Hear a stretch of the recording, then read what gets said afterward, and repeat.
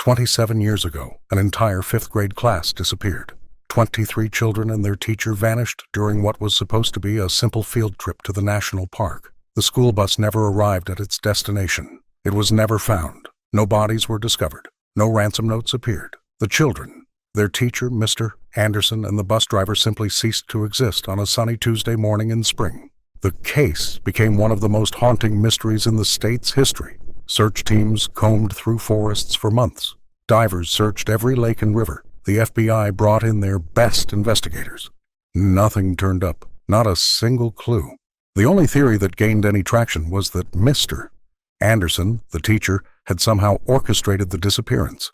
He was new to the school that year. His background check had been clean, but people whispered that he must have hidden something dark. Yet even this theory fell apart under scrutiny.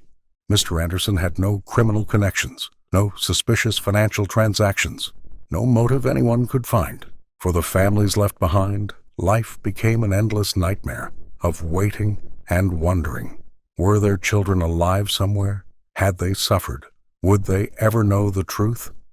Most parents eventually accepted that they would die without answers, but not Laura Mitchell.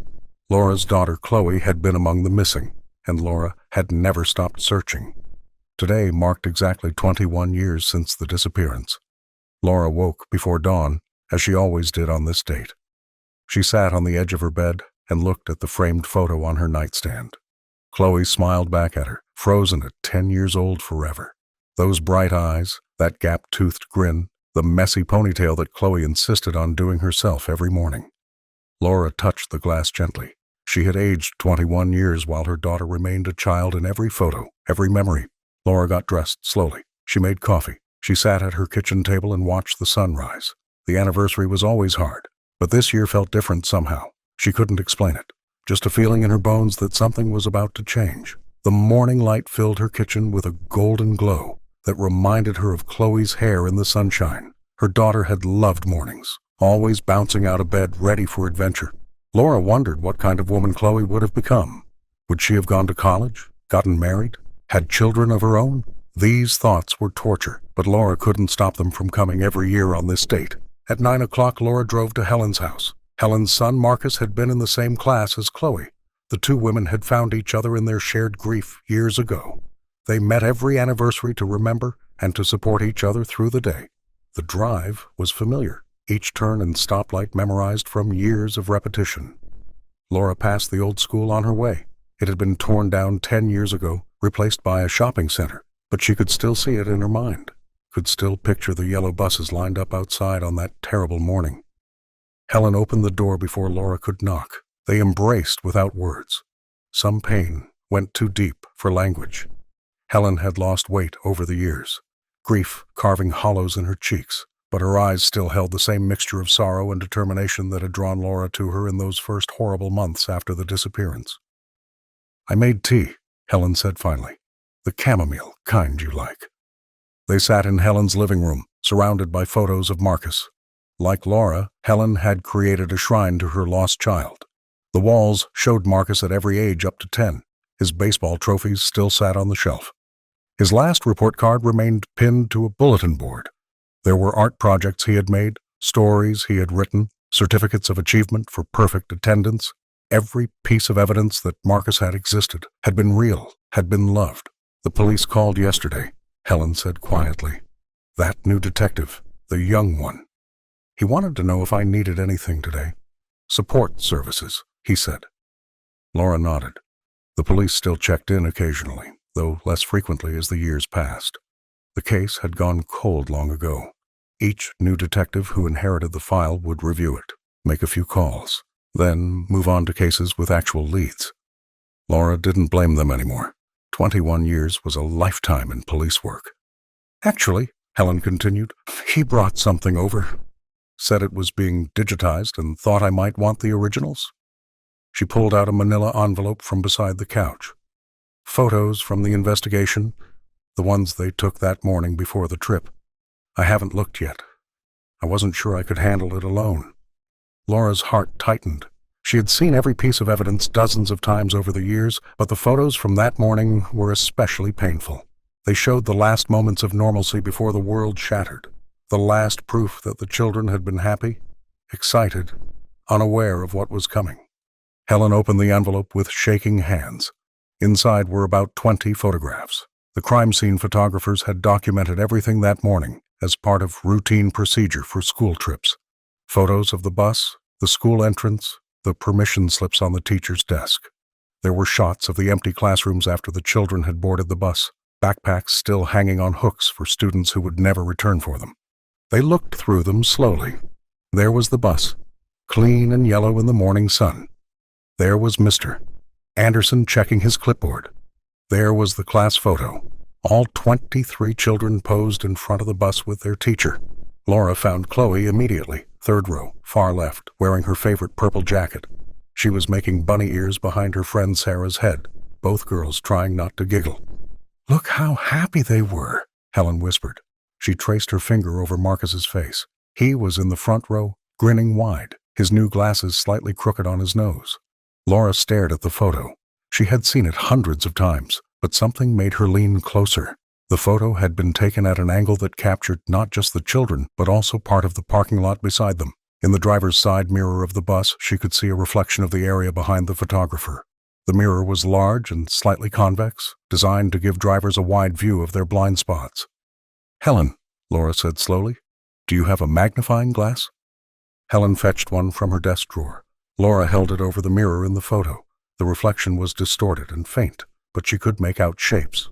A white van parked at the far end of the lot, and beside it, a figure in what looked like a dark utility uniform. The person appeared to be watching the children, standing perfectly still while everyone else in the photo was in motion. "Do you see that?" Laura asked, her voice tight with sudden energy. Helen looked. "The van?" There were always vans at the school. Deliveries, maintenance. The cafeteria got food deliveries every morning. But look at the person. They're just standing there, watching, and look at the side of the van. There's something on it. A logo, maybe? Some kind of writing? Helen squinted through the magnifying glass. It's too blurry. Even if there is something there, what does it mean? The police went through everything. They interviewed everyone who was at the school that morning. The police were focused on Mr. Anderson and the route to the park. They weren't looking at reflections in mirrors. They weren't looking at who might have been watching from a distance. Think about it, Helen. Everyone assumed the disappearance happened during the trip, but what if someone was already involved before they left? Laura's mind raced. For 21 years, everyone had assumed the disappearance happened during the trip, but what if the plan had been set in motion before the bus ever left? What if someone at the school that morning had been involved? Someone who had been overlooked because they were part of the background? Just another service vehicle in a busy school parking lot? She borrowed the photo from Helen, promising to return it. Helen looked worried as Laura left, but she didn't try to stop her. She had seen that look in Laura's eyes before, the look of a mother who had caught a scent of something, however faint. Helen knew better than to discourage these moments of hope, even if they usually led nowhere. Laura drove straight to the library. She needed to enhance the photo somehow. The elderly librarian, Mrs. Chen, helped her scan it at the highest resolution possible. Mrs. Chen had been there 21 years ago too, had helped Laura research in those first desperate months. She asked no questions now, just quietly assisted with the technical process. On the computer screen, Laura zoomed in on the mirror. The image became pixelated, but she could make out more details. The van definitely had markings on its side. They looked like letters, maybe a company name. The figure beside the van was clearer too. Definitely a man, tall and thin, wearing what looked like a jumpsuit or coveralls. She printed multiple copies at different zoom levels and spent the rest of the day trying to make out the text. By evening, she had identified what might be letters. A T at the beginning, maybe an R. The middle was too distorted, but she thought she could see a C near the end. She tried different photo editing software, adjusting contrast and brightness, sharpening the image in various ways. That night, Laura couldn't sleep. She sat at her computer, searching for any companies from 21 years ago that might match those letters. She looked through old business directories online, newspaper archives, anything she could find. Most results were dead ends, companies that couldn't have been involved, companies that didn't exist yet at the time. Landscaping services, plumbing companies, electrical contractors, none of them felt right. 3 days later, she found something, an old advertisement in an archived newspaper. TerraCore Geological Surveys. The logo matched the shape she had seen on the van. They had operated in the area 21 years ago. The ad promised discreet service for sensitive projects, which seemed oddly worded for a geological survey company. Laura's research revealed that TerraCore had gone bankrupt the same year the children disappeared. The timing seemed too coincidental. She needed to know more about this company. What exactly did they do? Who did they work for? Why did they go bankrupt so suddenly? Finding information about a defunct company from 2 decades ago proved challenging. Laura spent weeks digging through public records, bankruptcy filings, old phone books. She visited the county courthouse to access paper records that had never been digitized. She learned that TerraCore had been owned by a man named Donald Briggs. The company had supposedly done geological surveys for construction projects, but the bankruptcy documents hinted at legal troubles. Several clients had sued for breach of contract. There were mentions of environmental violations, fines from the state, cease and desist orders. Laura tracked down Donald Briggs to a nursing home 3 hours away. The drive gave her time to plan her questions. She needed him to talk, but she couldn't seem threatening, or he might shut down. When she arrived, she found him in the common room, an oxygen tank beside his wheelchair. He was 84 now, frail and suffering from emphysema. His hands shook with a slight tremor, and his eyes were cloudy with cataracts. When she mentioned TerraCore, his eyes grew wary despite their cloudiness. "That was a long time ago," he wheezed. "Why are you asking about that?" Laura explained about her daughter, about the disappearance, about seeing what might have been his company van that morning. She kept her voice gentle, non-accusatory. She wasn't here to blame him, she said. She just wanted to understand. Briggs was quiet for a long moment, seeming to weigh his options. "TerraCore wasn't really about geological surveys," he said finally. "That was just the cover. We disposed of things companies didn't want anyone to know about. Toxic waste, contaminated materials. We made problems disappear." Laura's pulse quickened. "Who were your clients?" "Powerful people. People who could afford to pay well for discretion. There was one job around that time, a private institution. They had a serious problem they needed handled quietly. Something about contamination, exposure risks. They were panicking." "What institution? What problem?" Briggs shook his head. "I don't remember details. My memory isn't what it was. But I remember they were desperate. Said it was a matter of life and death. Paid us triple our usual rate. Cash, untraceable. They wanted no paper trail connecting them to us." "Was it a school?" "Could it have been Chloe's school?" The old man's eyes flickered with something. Recognition? Fear? "I've said too much. Please leave. I don't want any trouble. Not now, not at my age." Laura left the nursing home with more questions than answers, but she had a thread to pull now. She turned her attention to the school itself.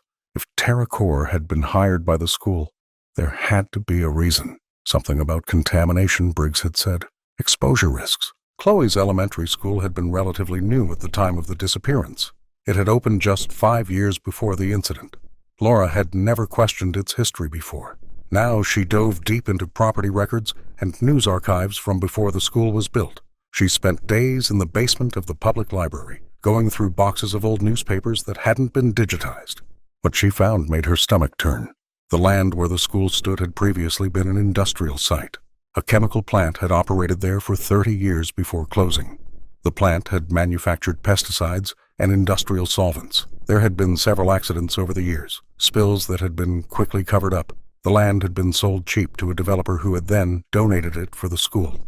That developer was Richard Thornton, a wealthy philanthropist who had made his fortune in real estate. He had been celebrated for his generosity in giving the land for education. But Laura found something else. Buried in the back pages of newspapers from 22 years ago were small articles about environmental concerns. Local activists had protested the school's construction, claiming the land had never been properly cleaned. They said toxic chemicals remained in the soil. One activist, a woman named Patricia Morse, had been particularly vocal. She had claimed to have soil samples proving contamination.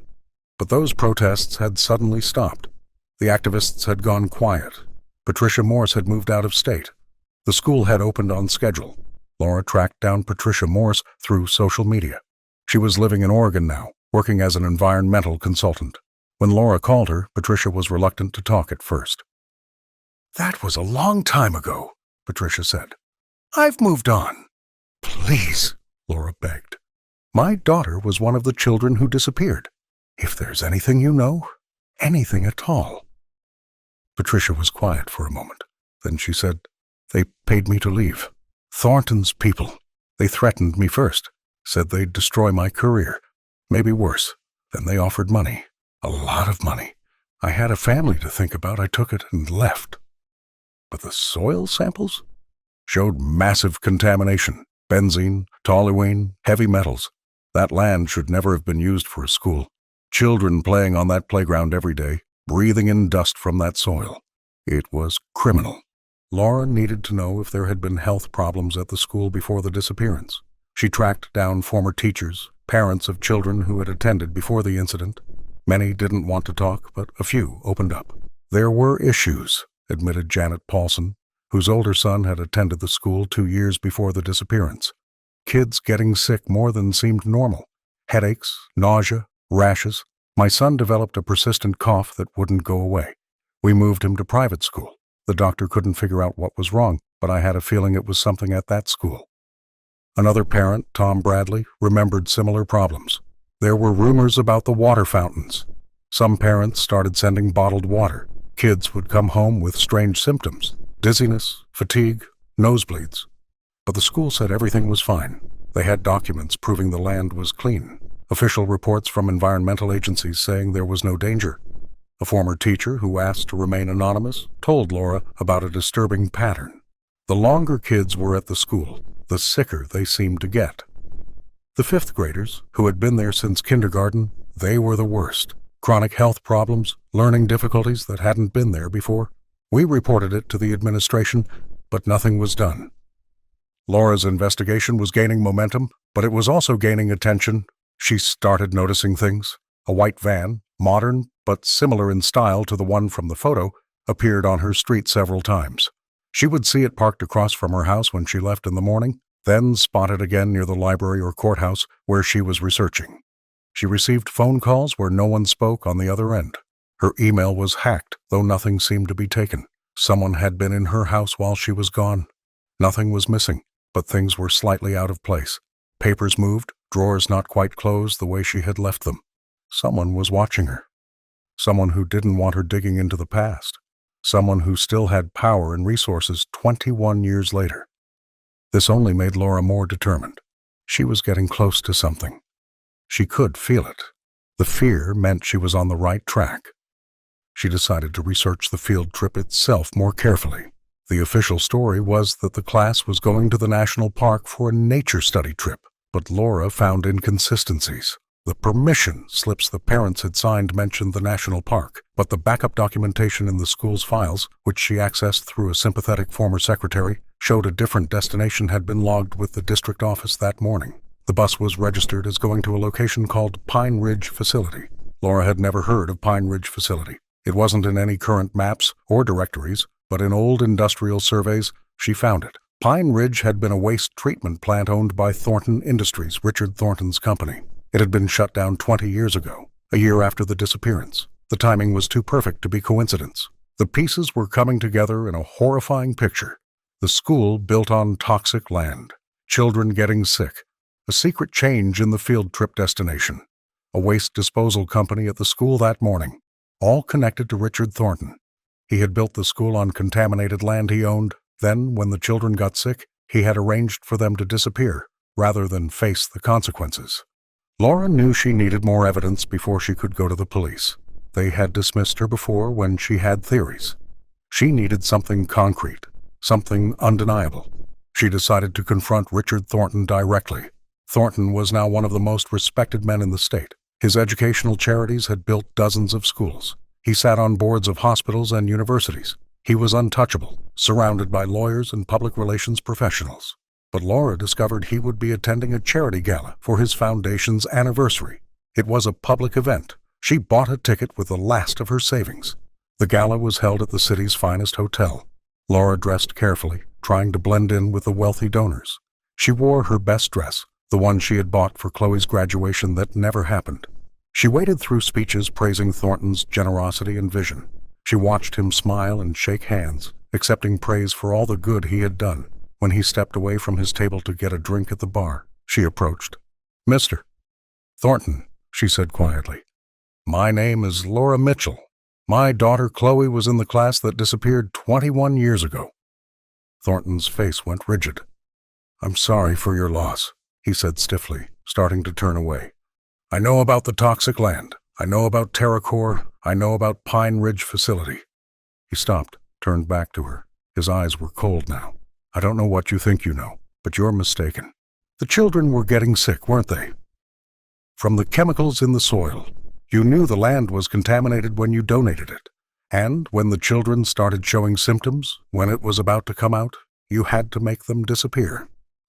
"You're delusional," Thornton said, but sweat had appeared on his forehead. His hand holding the drink was trembling slightly. "TerraCore's van was at the school that morning. The field trip destination was changed at the last minute to your facility. Mr. Anderson discovered what was happening, didn't he? He found out about the contamination, so he had to disappear too. People at nearby tables were starting to notice their tense conversation." Thornton grabbed Laura's arm, not hard enough to hurt, but firm enough to guide her to a quiet corner. His fingers were cold through her dress sleeve. "You don't understand," he hissed. "It wasn't supposed to happen that way." "Then tell me how it did happen." Thornton looked around. The room was full of people who admired him, who had no idea about his past. His carefully built reputation balanced on a knife's edge. 21 years of philanthropy, of building his image as a benefactor of education, all of it threatened by this persistent woman who wouldn't let the past die. "The children were already sick," he said quietly. "Blood tests had been done secretly. They all had dangerous levels of chemicals in their systems, the fifth graders especially, the ones who had been at the school longest. When it came out, it wouldn't just destroy me. It would have destroyed faith in every institution. The school board knew and covered it up. The health department had been bribed. Half the city government was implicated. Everyone who had signed off on that school being safe." "So you killed them? 23 children and their teacher?" "No!" Thornton's voice cracked. "We were going to treat them." Pine Ridge had been converted into a medical facility. We brought in specialists, equipment. We were going to help them secretly, then claim they had been kidnapped. The families would get their children back eventually, once they were well. We had a whole story planned, a mysterious kidnapper who had kept them, but ultimately released them. But that's not what happened. Thornton's face crumbled. The treatment went wrong. The children had reactions to the medications. We didn't know how much damage had already been done to their organs. Within hours, they were all dead. Mr. Anderson, too. He had insisted on staying with them. He died trying to save them, trying to comfort them. Laura felt the ground shift under her feet. All these years, she had imagined Chloe might still be alive somewhere. Now the truth crashed over her like a wave. Her little girl had died scared and sick, away from her mother. "Where are they?" she asked, her voice barely a whisper. "The old Colmore mine, shaft number 3. We put the bus and everything in there and sealed it. We couldn't risk proper burials. Too many questions." Laura pulled out her phone and started recording. "Say it again, all of it." Thornton looked at the phone, then at the room full of people celebrating his philanthropy. His shoulders sagged in defeat. He repeated his confession, adding more details. How they had paid off investigators to focus on other theories. How they had silenced activists and witnesses. How he had spent 21 years building schools and donating to education to try to atone for what he had done. He named names, listed the officials who had been involved, described exactly how they had covered up the truth. When he finished, Laura stopped recording. She sent the video immediately to the police, to news stations, to Helen and the other parents. Within minutes, chaos erupted in the ballroom. Police arrived. Thornton was arrested as hundreds of shocked donors watched. The story exploded across every news outlet within hours. The next morning, police and FBI agents descended on the Colmore mine. It had been abandoned for decades, its shafts filled in with concrete, but ground-penetrating radar found an anomaly in Shaft 3. When they broke through the concrete seal, they found it. The school bus sat in the darkness, covered in 21 years of dust. Inside were the remains of 23 children, their teacher, and the bus driver. They had been placed carefully, respectfully, still in their seats as if they had just fallen asleep on a long journey. The medical facility at Pine Ridge was excavated. Records were found that confirmed Thornton's story. The children had been suffering from severe chemical poisoning. The experimental treatment had caused massive organ failure. They had died within 6 hours of arriving at the facility. There were medical charts for each child, desperate notes from doctors who had tried everything to save them. The investigation revealed the full scope of the cover-up. Dozens of officials were arrested. The school board members who had known about the contamination, the health inspectors who had been bribed, the police officials who had misdirected the investigation, the environmental agency officials who had signed false reports. It was a web of corruption that reached into every level of local government.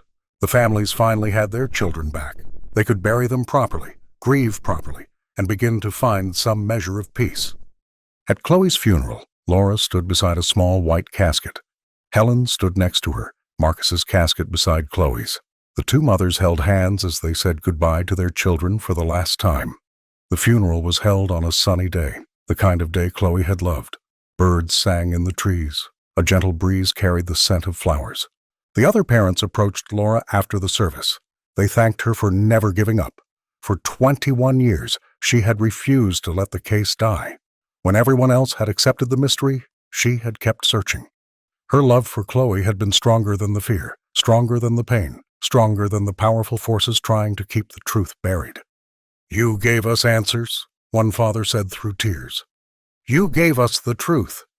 You gave us back our children." Laura looked at the fresh graves of 23 children and their teacher. The truth was devastating, but it was better than the endless limbo of not knowing. The children had not suffered long. They had been together at the end. They had been found. They could rest now. As she walked away from the cemetery, Laura felt something she hadn't experienced in 21 years. Not happiness, not relief, but something else. Completion. Her fight was over. Chloe could rest now.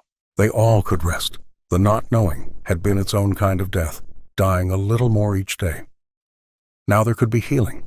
The story of the vanished class would be remembered differently now, not as an unsolved mystery, but as a testament to a mother's love. Laura had proven that sometimes one person refusing to give up can bring down the most powerful lies. Sometimes love is stronger than fear. Sometimes the truth, no matter how terrible, is better than living with questions that have no answers. Richard Thornton was sentenced to life in prison.